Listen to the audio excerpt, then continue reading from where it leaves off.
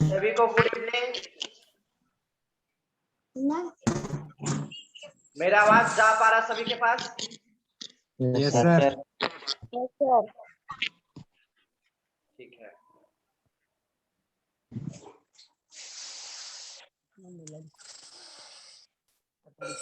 तो स्टार्ट करें आज की क्लास। Yes sir.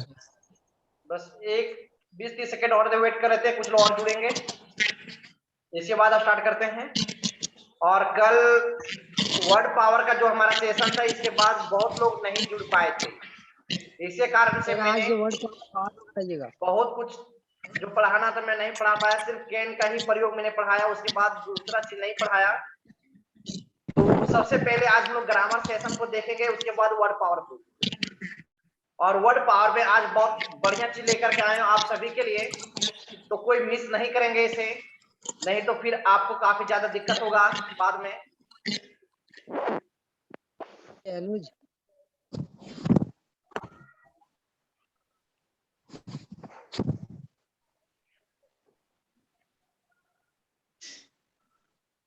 चलो स्क्रीन शेयर करूं, कैमरा ऑन कर सकते हो आप सभी। क्या सर कर दिए हैं। एक सेकेंड।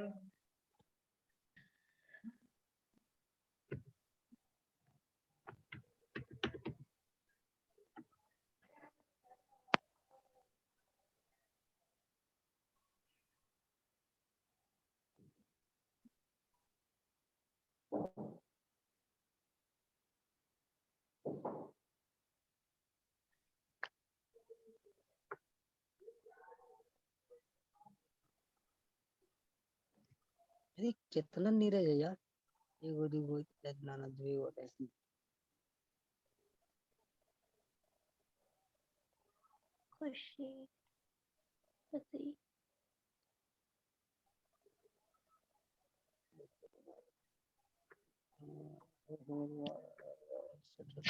सर कहाँ चले गए? मैं गया कहीं नहीं हूं, मैंने कुछ प्रॉब्लम हो रहा है, जो जैसे स्क्रीन व्हाइट होता है ना, उसी तरह से हो गया है, इससे कारण से लग रहा है समय। शायद मेरा आवाज आप लोग तक पहुंच रहा होगा। Yes yes sir. Sir. Yes sir. हाँ, बस तुरंत कर रहा हूँ। ये देखो पावर लाइट मिल गई। कभी कभी हो जाता टेक्निकल प्रॉब्लम।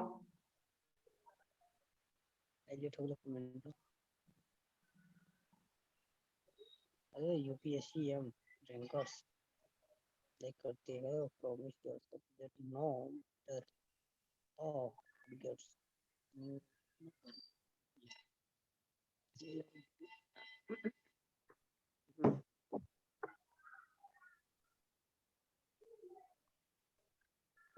कितना मस्त शायरी लिख रहे हैं।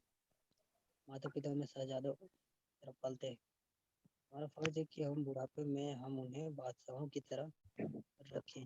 राइट लाइक करते हैं। गर्व उसी को होता है जैसे बिना संघर्ष किए सब कुछ प्राप्त।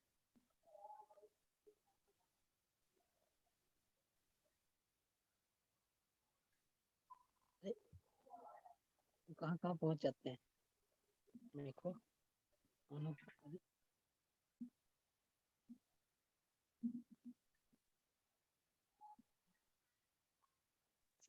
स्क्रीन पे देख पा रहे हो? नहीं सर। नहीं आया सर। नहीं सर। अब सर आ गया। शायद आ चुका होगा। यस सर आ गया। चलो ठीक है। तो आज देखो, आज हमारा सेशन है 11 डे का, 11वां दिन है, और हमारा अभी 12 का सारा सेक्शन समाप्त हो चुका है। और अभी हमारा चल रहा है सिर्फ मॉडल। मॉडल कॉम्पिटेटिव दृष्टिकोण से डायरेक्ट कभी भी एग्जाम में नहीं पूछा जाता सवाल। आपसे मॉडल में कॉम्पिटेटिव दृष्टिकोण से वॉइस और नारेशन, इन दो जगह में पूछे जाते हैं। तो इनका बेसिक जानकारी हम लोग कैरेक्टरिस्टिक या प्रॉपर्टी से ले चुके थे, लेकिन फिर भी एक बार हम डिटेल से समझ लेते हैं ताकि बाद में कभी दिक्कत ना हो, और जल्दी जल्दी समाप्त करने की कोशिश करेंगे।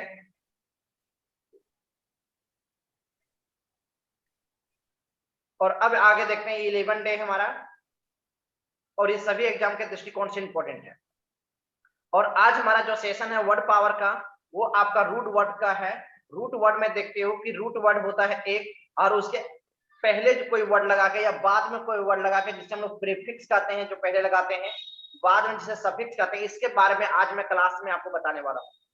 जो आप अपने स्क्रीन पे देख पा रहे होंगे, इसे समझ सकते हो तो आप लोग कोशिश करोगे कि पहले ग्रामर सेशन होगा, तो इस प्रकार से आपको कुछ मैं बताऊंगा बहुत अच्छे तरीके से, बहुत अच्छे अच्छे वर्ड लेकर के आया हूं। तो सबसे पहले ग्रामर की ओर चलते हैं, और ग्रामर में आज हमारा सबसे पहले है, अब कल हम लोग जो पढ़े थे वो कैन के बारे में पढ़ चुके थे क्या? Yes sir, yes sir. पहुंचे थे। यस, कैन के बारे में पढ़ चुके थे, और जो लोग नहीं पढ़े थे एक बार उसका वीडियो देख लोगे, क्योंकि मैं ज्यादा नहीं, शायद आई थिंक 15-20 मिनट के आसपास पढ़ाया था, तो कैन पढ़ा दिया था सारा इसका। तो आज हम लोग पढ़ेंगे कूड। अब देखो जो कूड हमारा है एक्चुअली क्या, और इसमें किस प्रकार के बनते हैं क्वेश्चन, वो भी हम लोग एनालिसिस करेंगे लास्ट में। तो could is past form of can. जो कूड है वो हमारा कैन का क्या है, पास्ट फॉर्म है। तो आपके दिमाग में देखो यहाँ पे सबसे बड़ा मिसलीड जो बच्चे हो जाते हैं कैन और कूड में हो जाते हैं, ये सोचते हैं कि कैन का कूड है, तो ये मत सोचना ये कि पास्ट को ये एक्सप्रेस करेगा, पास्ट के कुछ हैबिट को एक्सप्रेस करेगा। इसके मतलब ये नहीं है कि पास्ट को हैबिट को हमेशा ही एक्सप्रेस करेगा, ऐसा कभी नहीं होगा। अब यहां पर देखो हमारा पहला है to express sense of past capacity, ability and power. आने की जो आपका समय बीत चुका है उसमें उस समय का अपने कोई भी एक्टिविटी को दोबारा रिपीट करते किसी के सामने, तो जो कैपेसिटी के मतलब क्षमता, योग्यता और आपका शक्ति। कल के भी क्लास में मैंने समझाया था कि कुछ ऐसे भी सेंटेंस हो सकते हैं, एक ही सेंटेंस आपका कैपेसिटी के भी बात कर सकता है, एबिलिटी के भी बात करेगा और पावर का। और इसे हम शॉर्ट में रिमेंबर रखेंगे CAP, C for capacity, A for ability and P for power.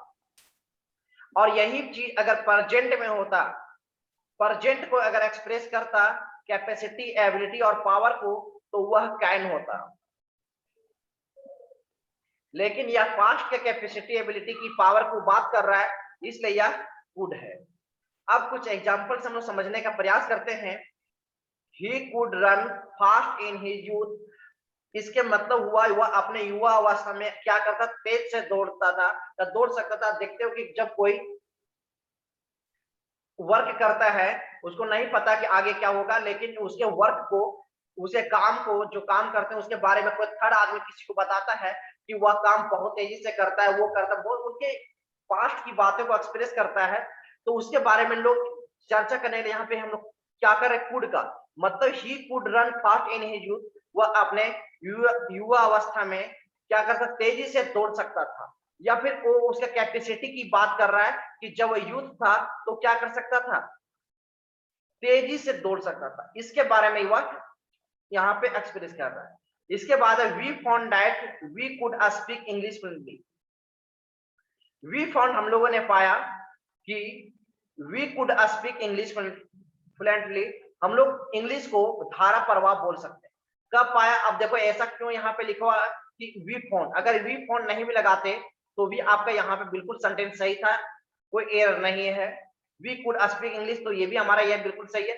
We found के मतलब उस केस में लगाते हैं जब आपको इंग्लिश, मान के चलो अभी ग्रामर लर्न कर रहे हो, वर्ड पावर वोकेबलरी है उसे भी बढ़िया कर ले रही, लेकिन आपका स्पोकन अभी तक आपने नहीं किया। स्पोकन अलग चीज है, ग्रामर अलग चीज है। स्पोकन का मतलब कि जो आपके फ्रंट में है उसको अच्छे तरीके से समझ आ जाना चाहिए। वह जब आपके सामने में कोई आया और वह इंग्लिश बोल रहा है और आप अगर थोड़ा सा इंग्लिश बोलने का प्रयास किया और आप बढ़िया तरीके से बोलने लगे, आने धारा प्रवाह बोलने लगे, तो वो आपकी योग्यता को दर्शाता है। तो उस केस में वी फाउंड दैट का प्रयोग करते हैं, otherwise we could speak English ये भी आप कर सकते। इसके बाद आपका है the principal could grant you concession in fee. अब देखो कोई भी प्रिंसिपल तो उन कोई भी प्रिंसिपल हो स्कूल का, किसी भी स्कूल का या कॉलेज का जो भी होते हैं, उनका अपना एक पावर है। तो उस पावर के आधार पर वो किसी का फी को क्या कर सकते हैं, माफ कर सकते हैं या कुछ उसमें छूट दे सकते हैं। तो ये आपके होते हैं। तो ये आपको इसकी पावर को एक्सप्रेस किया जा रहा है कि एक प्रिंसिपल है जो किन्हीं को फी को क्या कर रहे हैं, कंसेशन कर रहे हैं। तो ये आपका यहाँ पे एक्सप्रेस कर रहा है। मतलब कि अगर हम बात करें तो एक आपका कैपेसिटी को एक्सप्रेस कर रहा है, दूसरा आपका एबिलिटी को एक्सप्रेस कर रहा है, और एक आपका पावर को एक्सप्रेस कर रहा है।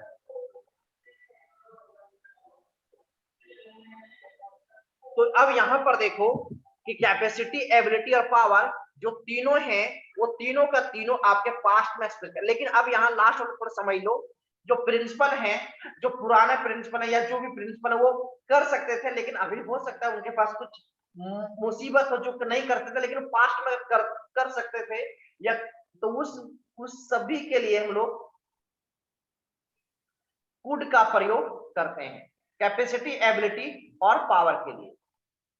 तो यहां तक में किसी को कोई दिक्कत? No sir. अब आगे हमारा है to express sense of extreme polite, request और फ्लैट क्वेश्चन। आप इस वर्ड को आप थोड़ा सा रिमेंबर रखोगे जब मैं आपको पढ़ाऊंगा, और भी सारा जो लिस्ट है आपका मॉडल का, तो वहां पे एक्सट्रीम पोलाइट का और भी वर्ड आएंगे। तो उस केस में मैं कंपेयर करके बताऊंगा कि कम्युनिकेशन स्किल में कोई चीज को आपको मांगना है किसी से, तो could you help me please करोगे, या may you help me please करोगे, या फिर out to you help me please करोगे, या क्या कौन सा मॉडल को प्रयोग करना सही है अभी के अनुसार। तो वे सारे हम लोग चर्चा करेंगे, लेकिन सबसे पहले हम लोग ये समझ लेते हैं जिसका भी पढ़ रहे हैं उसको बारे में डिटेल से। तो एक्सट्रीम पोलाइट अत्यधिक विनम्र भाव को यह प्रदर्शित करता है। अत्यधिक विनम्र भाव के मतलब क्या होता है कि जब आपका कोई काम नहीं बन रहा है और आपको किसी से मनवाना है, तो उस केस में क्या करते हो, बहुत अच्छे तरीके से प्यार से क्या करते हो, बात करते हो, या उन्हें अनुरोध करते हो, या फिर उनको बहुत अच्छे तरीके से विनम्र भाव में आप प्रश्न पूछते हो। तो अब यहाँ पे विनम्रता पूर्वक प्रश्न करना। तो इन सभी में हम लोग यहाँ पे किसका प्रयोग करते हैं, कुड का प्रयोग करते हैं। तो यहाँ पर देखो, could you help me please, आप प्लीज वर्ड लगा दिए हो। तो प्लीज कब लगाते हो, जब आप उनसे रिक्वेस्ट करते हो या काफी आप विनम्र भाव से कभी पेश आते हो, तो उस केस में हम लोग प्लीज के वर्ड का प्रयोग करते हैं। क्या आपको किसी से कलम मांगना है तो क्या बोलोगे, कलम मुझे दे दो? नहीं, आप बहुत ही विनम्र भाव से पेश आओगे। तो इसके लिए हम लोग could you help me please यानी कि कुड वर्ड का हम लोग प्रयोग करते हैं।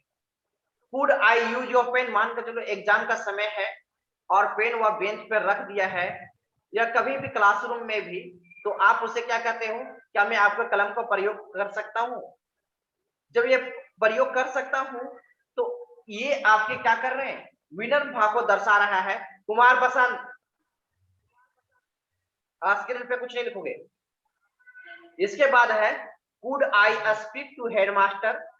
अब कोई टीचर से आप बात कर रहे हो और कह रहे हो क्या मैं हेडमास्टर से बात कर सकता हूँ, तो टीचर से इसलिए आप विनम्र भाव से, ताकि वो आपको आदेश देंगे कि वो सही है बात करना या नहीं है। तो इस तरह से हम लोग यहाँ पे कुड का प्रयोग करते हैं। तो ये आपका एक्सट्रीम पोलाइट रिक्वेस्ट, और ये आपका पोलाइट क्वेश्चन में अलग अलग तरीके से कर सकते। तो इसमें से किसी को कोई दिक्कत? No sir. नहीं सर। तो ये देखो अलग अलग फिगर भी आपके साथ में है जिसे आप लर्न कर सकते हो। अब हमारा नेक्स्ट में है मे का प्रयोग। अब मे में देखो कि टू एक्सप्रेस पोलाइट रिक्वेस्ट। अब देखो पोलाइट रिक्वेस्ट वर्ड फिर से आ गया। इसके पहले हम लोग पढ़े थे ना कुड का प्रयोग, अभी तुरंत पढ़ चुके हैं। यहाँ पर अब आ गया मे का प्रयोग। तो हम लोग जब ये सारे चीज देखेंगे कि एक ही वर्ड के लिए अलग अलग मॉडल का प्रयोग करने का हमारे पास ऑफर है, चांसेस है, तो हम लोग कौन सा ऐसा वर्ड का प्रयोग करेंगे जो बिल्कुल कम्युनिकेशन स्किल के दृष्टिकोण से या एग्जाम के रिटन के दृष्टिकोण से कौन कौन हमारा सही होगा, उसके लिए हम लोग एनालिसिस करेंगे।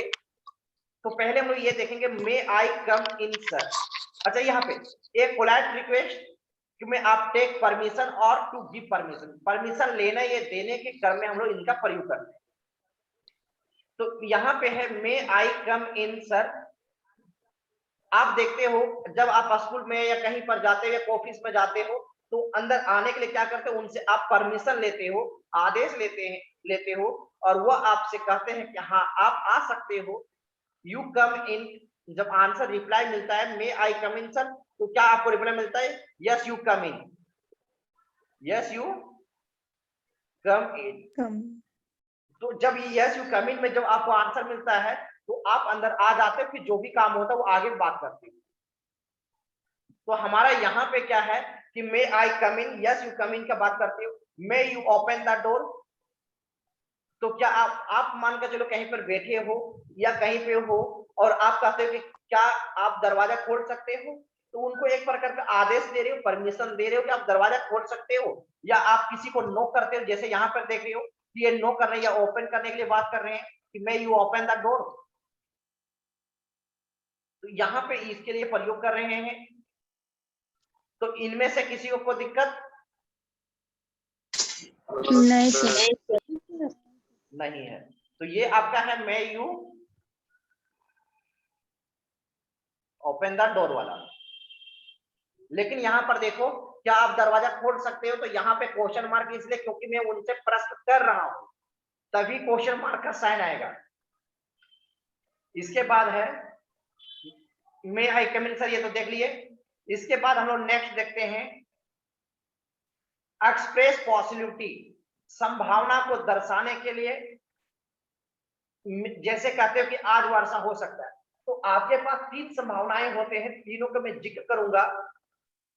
जैसे देखते हो कि धूप नहीं है, लेकिन कभी कभार गर्मी का दिन होता है, देखते हो ना कि बादल सा आ जाता है, तो क्या कहते हैं कि वर्षा हो सकता है, बहुत कम चांसेस है, अबाउट 10%। कभी कभार क्या होता है कि बरसात का दिन है भी, जैसे अभी का समय देखो, अभी वर्षा नहीं हो रहा है आसपास में क्षेत्र में, या वर्षा हो रहा तो ना के बराबर या कस तो बहुत कम। तो जब आपके पास चांसेस कम है लेकिन बरसात का सीजन है और 50 to 60% के आसपास चांसेस है, तब हम लोग क्या प्रयोग करेंगे, और आपके पास चांसेस ज्यादा है, मोर देन 90%। सर आवाज नहीं आ रहा है। क्या मेरा आवाज सभी के पास नहीं आ रहा है? Yes sir. क्या आ रहा है सर। हो सकता है कि देखो मेरा आवाज वहीं नहीं जा रहा होगा, थोड़ा सा नेटवर्क प्रॉब्लम होगा उनके पास, बाकी सभी के पास आ रहे होंगे। अब यहाँ पे 90% में हम लोग कैन का प्रयोग करेंगे। वर्षा हो सकती है तो यहाँ पे हम लोग इट कैन रेन टुडे का प्रयोग कर देंगे। लेकिन आपके पास संभावना यानी कि 50% से अधिक है और वहां पे नहीं कहा जा सकता है कि होगा या नहीं होगा, कंफर्म नहीं हो, और 50% से अधिक चांसेस है, तो उस केस में आप मे का प्रयोग करोगे। और जहां पे आपका संभावना नहीं के बराबर है या नेग्लिजिबल है, उस केस में आप माइट का प्रयोग करोगे। तो ये आपका जो है 10% 50-60 वो कहीं रिटर्न या कोई ऐसा पैरामीटर है जो माप कर बताए, बस मैंने ये समझाने का प्रयास किया है। तो इस प्रकार से जितने भी एक्शन है सबके लिए आप काम कर सकते हैं, ठीक है। तो इन सभी में हम मैट में और कैन, तो मैं आगे और भी डिफरेंसेस आपके बताऊंगा। तो यहाँ पर देखो इट में रेन टुडे, तो इट में रेन टुडे ए आपके लिए प्रयोग किया हूं, आज वर्षा हो सकती है, तो इसके मतलब संभावना पूरा है कि आज वर्षा हो सकती है, और ये भी आपको चांसेस कितने हैं 50 to 60% के मैं यहाँ पे जिक्र कर रहा हूँ, पूरा चांसेस है कि वर्षा होगा। इसके बाद है यू मे प्ले फुटबॉल, आप फुटबॉल खेल सकते हो, आप फुटबॉल खेल सकते हो। तो ये देखो इंडियन प्लेयर है और इसका नाम है नैग्नोगोम बाला देवी, और ये first professional Indian female footballer भी रही है जो भारत की ओर से है। तो ये यहाँ पे हमारा बात है कि आप फुटबॉल खेल सकते हो, क्या आप कैरम बोर्ड खेल सकते हो, ये क्या आप ये काम कर सकते हो। तो उन सभी में जो संभावना दर्शाने के लिए जो काम होते हैं, जो पहले काम को नहीं देखे हो आप किसी को काम करते नहीं देखे, आप क्या कहते हो, ये काम करो, और वो कर देते, तो शुरू में क्या संभावना के आधार पर उन्होंने कहा ना आप उसे कि काम कर दो। तो इन सभी में पॉसिबिलिटी को दर्शाने के लिए हम लोग यहाँ पे काम करते हैं। इसके बाद हमारा नेक्स्ट है विश और कर्स। ये आपके काफी ज्यादा इंपॉर्टेंट पॉइंट में से एक है। ये आपके क्लास 10th में डायरेक्ट एग्जाम में आता है यहाँ से सवाल, और 1 नंबर का सीधा होता है। अब यहाँ से देखो, थोड़ा टेक्निकल चीज समझने का प्रयास करना ग्रामर को। ये जितना आसानी से लिखा है उतना है नहीं। जो ऑपरेटिव सेंटेंस है, ऑपरेटिव सेंटेंस का मतलब होता है कि वैसे सेंटेंस जो विश की बात करता है। विश के मतलब होता है कामना करना, या कर्स के मतलब अभिशाप की बात करता है,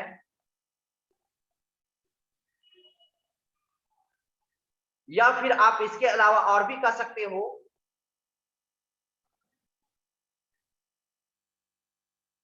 कामना या अभिशाप या प्रार्थना करना।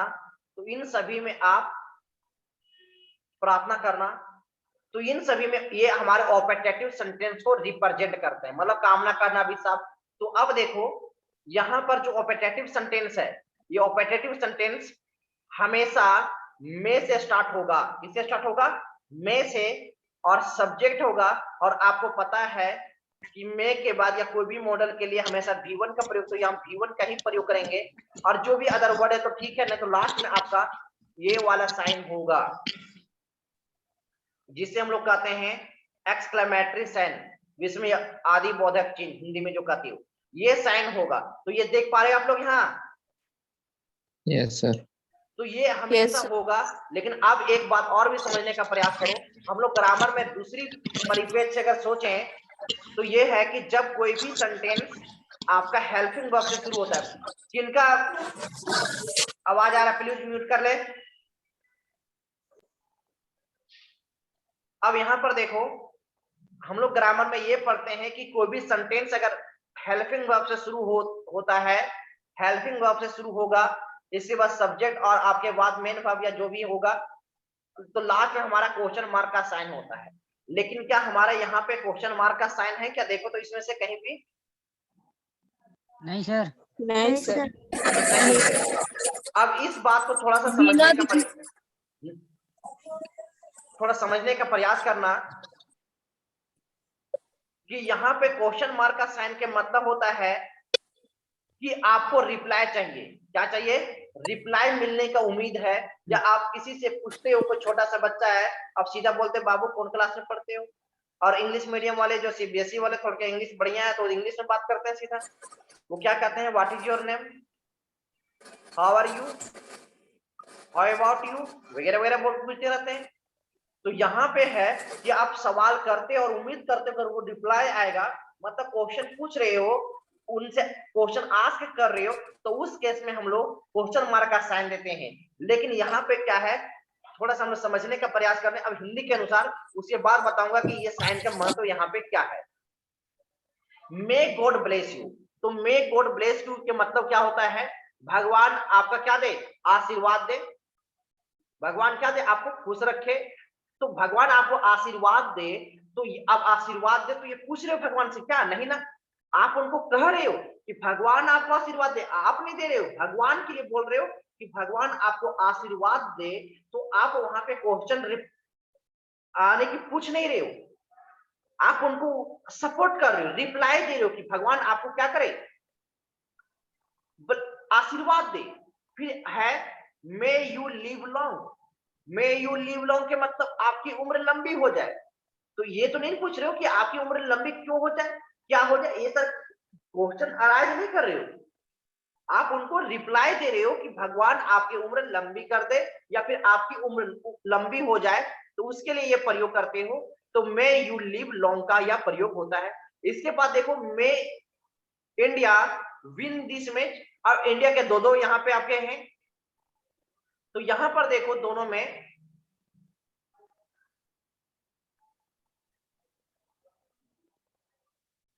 अब यहाँ पर जो दोनों के दोनों हैं वो इंडियन है। अब यहाँ पे इंडिया के मैच आप जब देखते हो और आप लास्ट इनिंग होता है या जब भी देखते हो तो क्या आप उम्मीद करते हो कि भारत में जीतेगा, मतलब एक अंदर से कामना करते हो, विश करते हो। यहाँ तो अभिशाप की बात नहीं आ रहा है ना, आप कामना करते हो। आप किसी को आशीर्वाद, आपको कोई पैर छूता है तो आप उसे आशीर्वाद देते हो, कहते हो कि आप खुश रहो, या फिर भगवान आपको आशीर्वाद दे, मतलब क्या खुश रखे, तो आप उसको कामना कर रहे हो कि भगवान ऐसा करे आपके लिए।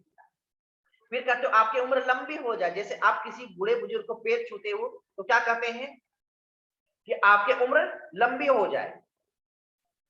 तो अब मे यू लिव लॉन्ग, मतलब आपसे भगवान से कामना कर रहे हैं। इसी तरह से लास्ट में आप किसी को परेशान करते हो तो क्या कह देता है सीधा, may you go to hell, आप जहन्नुम में जाओ। तो जहन्नुम में जाओ तो इसका मतलब कि आपका जिंदगी बर्बाद करने के बारे में वो सोच रहा है। तो यहाँ पे देखो ये आपसे कह नहीं रहा है, क्वेश्चन आस्क नहीं कर रहा है। तो इस केस में हम लोग एक्सक्लेमेटरी साइन का प्रयोग करते हैं और ये सारे आपके ऑपरेटिव सेंटेंस कहलाते हैं। तो इसमें से किसी को कोई दिक्कत नहीं? और मैं बता दूं आपको ऑपरेटिव सेंटेंस के बारे में, क्या बोल रहे कोई? चलो ऑपरेटिव सेंटेंस को मैं दो बार और पढ़ाऊंगा। कब कब पढ़ाऊंगा बता देता हूं। एक बार आपको वॉइस में पढ़ाऊंगा, एक्टिव से पैसिव में कन्वर्ट करने के समय, और एक बार नारेशन का समय। और ये दोनों बार आपको पढ़ना जरूरी है क्योंकि वहां पे डायरेक्ट इस पे एग्जाम में सवाल बनते हैं और वहां किस प्रकार से बनाओगे इसको भी जानना जरूरी है। तो आप लोग सिर्फ आपके लिए लर्निंग यहाँ से ये है कि विश और कर्स या प्रे की जब बात होगा तो उस केस में हम लोग एक्सक्लेमेटरी साइन का जो क्लास 10th में है उनके लिए होता क्या है कि ये आपका इसी तरह रहेगा और यहाँ पे फिल इन द ब्लैंक्स रहता है मे के जगह पे, और यहाँ पे एक्सक्लेमेटरी साइन है। तो जब एक्सक्लेमेटरी साइन हो ना तो आंख बंद करके मे का प्रयोग कर देना, हमेशा सही होगा, कभी भी गलत नहीं होगा। इस बात को सोच लो। जहां पे एक्सक्लेमेटरी साइन आया और यहाँ पे आपके देख लेना यही सारे इस तरह से बहुत सारे वर्ड रिपीट करेंगे और जहां फिल इन द ब्लैंक से सीधा मे का प्रयोग कर दो, और यही आपके एग्जाम में आते भी दिया हुआ रहता है sir, fill in the blanks वहां पे दिया हुआ रहता है। आवाज क्लियर नहीं आ रहा है?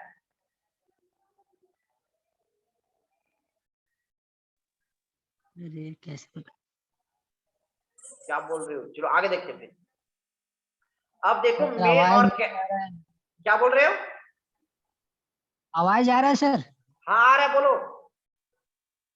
वो बोल रहे थे फिल इन द ब्लैंक्स में देता है तो उसमें ऑप्शन देता होगा ना सर?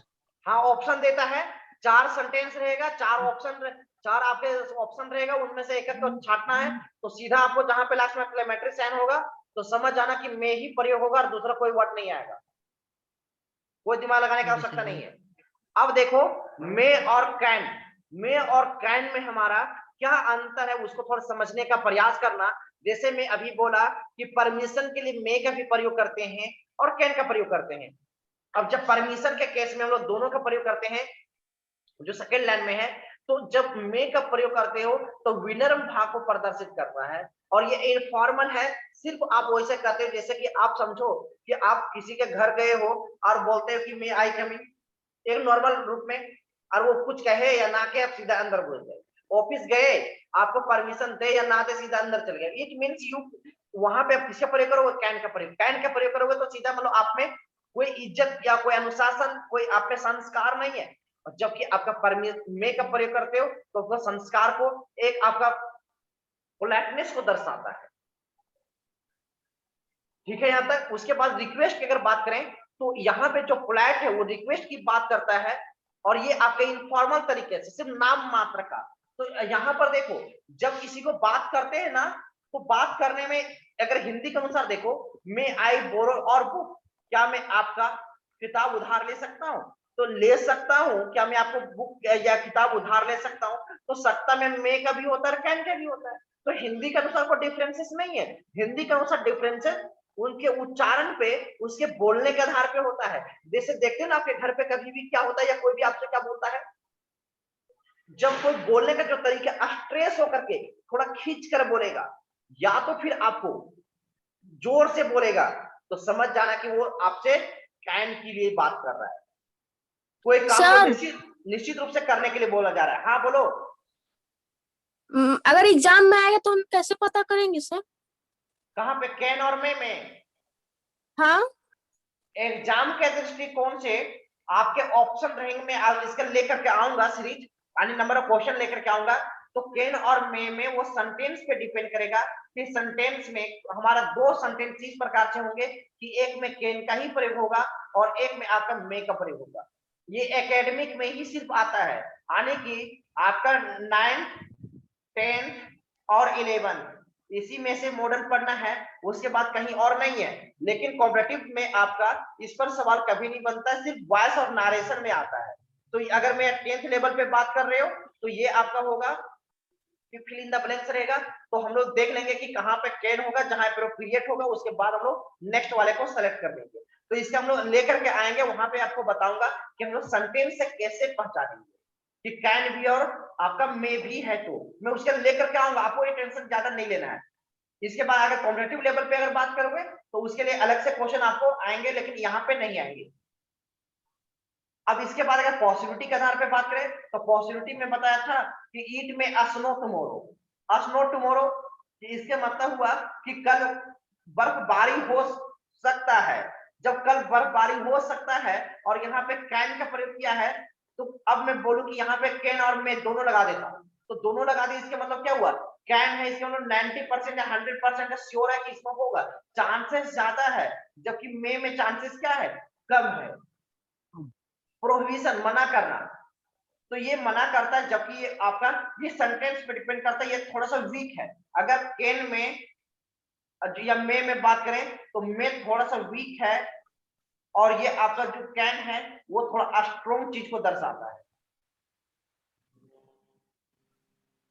ठीक है, इसी प्रकार से विश और एबिलिटी में भी है कि मैं विश की बात करते हो तो विश तो मैं ही करता है, और कैन कभी भी विश की बात नहीं करता, ये एबिलिटी की बात करता है, जैसे हम लोग देखे थे अभी। और आपका मे कभी ऑफर की बात नहीं करता है, सिर्फ कैन हमेशा ऑफर की बात करता है। तो ये सारे अलग अलग कुछ डिफरेंसेस को मैं समझाने का प्रयास किया। बाकी क्वेश्चन का सीरीज में आगे देखूंगा। यहां तक में किसी को कोई दिक्कत नहीं सर। नहीं है? तो कोशिश करना कि अब हमारे पास समय मात्र 5 मिनट बचे हुए हैं, और इसके बाद आप लोग वर्ड पावर के क्लासेस में जरूर ज्वाइन करोगे, क्योंकि वहां बहुत ज्यादा इंपॉर्टेंट है। आज के लिए मैं बता दे रहा हूं, बहुत ज्यादा इंपॉर्टेंट है, विशेष करके जो कॉम्पिटिटिव एग्जाम का प्रिपरेशन कर रहे हैं उन सभी के लिए। इसके बाद हमारा माइट है। तो माइट की मतलब है, मैट इज पास्ट फॉर्म में, मे का जो पास्ट फॉर्म है वो आपका माइट होता है। और यहां पर देखें तो जो मैट होता है वो आपको लेस पॉसिबिलिटी और अनसर्टेनिटी को दर्शाता है, एक कम संभावना या अनिश्चितता को दर्शाता है, या निश्चितता को दर्शाता है। अब मैं देखो 3 एग्जाम यहाँ पे एग्जाम्पल लेकर के आया हूं। जैसे पहला में लिखा हुआ है she might pass the exam, उसके बाद है she must pass, she may pass और she might pass। अब देखो यहाँ पे might pass है, तो यहाँ पे देखो 3 उदाहरण आप जो देख पा रहे हो, तीनों से आप समझ सकते हो। एक में मस्ट है, मस्ट तो पढ़ाया नहीं हूँ, मैं पढ़ाया हूँ। और अगर मस्ट के जब अगर मैं कैन भी लेकर के चलूं कुछ देर के लिए समझने के लिए, तो सी कैन पास, सी मे पास और सी माइट पास। तो जब कैन का प्रयोग करेंगे, जब मस्ट का प्रयोग करेंगे, वहां ये है कि 100% श्योर है, सर्टेन है, निश्चित रूप से है कि वो एग्जाम में पास कर जाएंगे। जैसे देखते कोई बच्चे जो पढ़ते नहीं घर पे, आप लोग भी तो कुछ पढ़ने वाले तो हो नहीं, शायद हो सकते कुछ पढ़ने वाले होंगे इसमें भी। और अब देखो यहाँ पर जो कैन हमारे पास है या मस्ट, इन दोनों श्योर चीज को दर्शाते, मतलब ये ज्यादा चांसेस है कि पास कर जाएंगे। लेकिन कुछ लोग पे थोड़ा सा आपके लगता है कि यार हो सकता है कि पास करेगी भी नहीं भी, या जैसे कहते हैं लोकल भाषा में तीर घींच के पास कर जाओगे। तीर घींच के पास कर जाएगा मतलब क्या, उम्मीद कुछ भी है, कुछ भी हो सकता है, मतलब 50% 50-50 पे हो, तो उस केस में आप किसका प्रयोग करते हो, मे का प्रयोग करते हो। लेकिन सबसे कम चांसेस है, कभी नालायक बच्चे होते हैं ना जो कभी पढ़ते ही नहीं है, ये स्कूल में जाएंगे या कभी फिर ट्यूशन जाएंगे, एक बार पलट कर देख लिए कोचिंग या स्कूल में, उसके बाद दोबारा कभी नहीं खोलेंगे। वही सारे बच्चे के लिए क्या प्रयोग कर सकते हैं, सी मैट पास, वह पास कर सकता है, ये तो चांसेस बहुत कम है। इसके बाद है टू एक्सप्रेस एक्सट्रीम फ्लैटनेस। अब यहाँ पे एक वर्ड आ गया एक्सट्रीम फ्लैटनेस। तो एक्सट्रीम फ्लैटनेस में हम लोग देख चुके हैं, मे का भी प्रयोग करते हैं, कूड का भी प्रयोग करते हैं, और यहाँ पे देखिए अभी मैट का भी प्रयोग करते हैं। तो मे है, कूड है, माइट है, तो इन सभी का जो प्रयोग करते हैं, तो इसमें से अगर मुझे बोला जाए या इसके अलावा और भी जो आपको वर्ड आएंगे इस प्रकार से, मैं बताऊंगा लास्ट में समरी करके, समराइज को बताऊंगा कि एक्सट्रीम फ्लैटनेस की जब बात हो और वहां पे सही मायने में अगर प्रयोग किया जाए तो हम लोग कैन का करेंगे या मे का करेंगे या कुड के करेंगे, मैट के करेंगे, और भी इस प्रकार से आउट टू वेयर वर्ड है, तो उसमें से किसका प्रयोग करना ज्यादा उचित है उनका हम लोग बाद में करेंगे। लेकिन अभी थोड़ा देख लेते इधर, may I sit beside you sir, तो क्या मैं आपके बगल में बैठ सकता हूँ। जब देखते कोई लड़का है सर, तो हम लोग कोई मेल के लिए ही प्रयोग करेंगे, तो कोई बगल में बैठा है तो उसके लिए क्या प्रयोग कहोगे उनसे, क्या मैं आपके बगल में बैठ सकता हूँ। तो बगल में बैठने के लिए आप बैठ सकते हो, तो आप काफी विनम्र भाव से पेश आओगे, तो आप यहाँ पे मैट के प्रयोग करोगे। अगर बेहुदा जैसा पेश आओगे, क्या मैं आपके बगल में बैठ सकता हूँ, पूरे बोले नहीं और बैठ गए, तो आप यहाँ पे कैन का प्रयोग कर सकते हैं। फिर यहाँ पे मेट आई कमिंग सर, आप काफी ज्यादा विनम्र भाव, एक मे का प्रयोग करते ही हो, लेकिन उससे भी ज्यादा विनम्र भाव अलग अगर प्रयोग करते हो, माइट का तो कर सकते हो, तो मैट आई कमिंग सर, क्या मैं अंदर आ सकता हूँ। तो इस प्रकार से आपके माइट का प्रयोग था। तो यहाँ तक में किसी बच्चे को कोई दिक्कत है क्या? सर यहाँ पे सर कहाँ पे? सर ये फर्स्ट का जो सेकंड लिखे हैं ना सर, सी मस्ट पास, तो इसमें मस्ट की जगह कैन का प्रयोग मतलब कहीं भी कर सकते हैं सर? नहीं, मैं यहाँ पे ये समझाने के लिए क्या, ये रिटन में आया हुआ है, ग्रामेटिकली कोई एरर नहीं है। देखो ग्रामेटिकली की अगर बात करें तो मैं आपको समझाया था सी मस्ट पास। अगर मैं बात करूं ग्रामर के अनुसार, तो देखो सी हमारा सब्जेक्ट हो गया, और सब्जेक्ट के बाद ये हमारा मॉडल हो गया, और मॉडल के बाद हमारा क्या है, V1 है। तो बताओ कोई तो हमारा एरर नहीं है, क्योंकि हम लोग यही पढ़े हैं कि सब्जेक्ट के बाद मॉडल होगा, मॉडल के बाद कोई भी सिर्फ V1 होगा। तो V1 तो ग्रामेटिकली कोई एरर नहीं है, लेकिन मैंने समझाने का प्रयास किया इसलिए क्योंकि मस्ट के मैंने प्रयोग करके लाया था, और हम लोग पढ़ चुके हैं, मस्ट अभी पढ़े नहीं है, कैन पढ़े, तो इसलिए मैंने कैन से कंपेयर करके यहाँ पे आपको समझाने का प्रयास किया। जब लोग आगे पढ़ेंगे तो मस्ट के मतलब भी समझने का प्रयास करेंगे। ऐसा नहीं है कि मस्ट हम लोग हर समय मस्ट ही का प्रयोग मतलब जरूरी ही है, ऐसा नहीं है। इसका मीनिंग समय पे चेंज भी होते हैं, सेंटेंस पे डिपेंड करते हैं, उन सभी का एनालिसिस करेंगे। चलो यहाँ तक समझ आ गया सबका? Yes sir. Yes sir. चलो ठीक है, यहाँ तक के लिए बहुत बहुत धन्यवाद। समय हमारा शायद समाप्त हो गया है, बहुत कम समय, शायद सेकेंड में ही बचे होंगे, और इसके बाद हम लोग अभी तुरंत सभी लोग जुड़ जाओगे। जुड़ने लिए तैयार हो ना? सर वर्ड पावर की क्लास कहाँ पे होगी सर? वर्ड पावर की क्लास इसी लिंक पर सेम होगा, लेकिन इसके लिए भी जो 40 मिनट का होता है ना, जो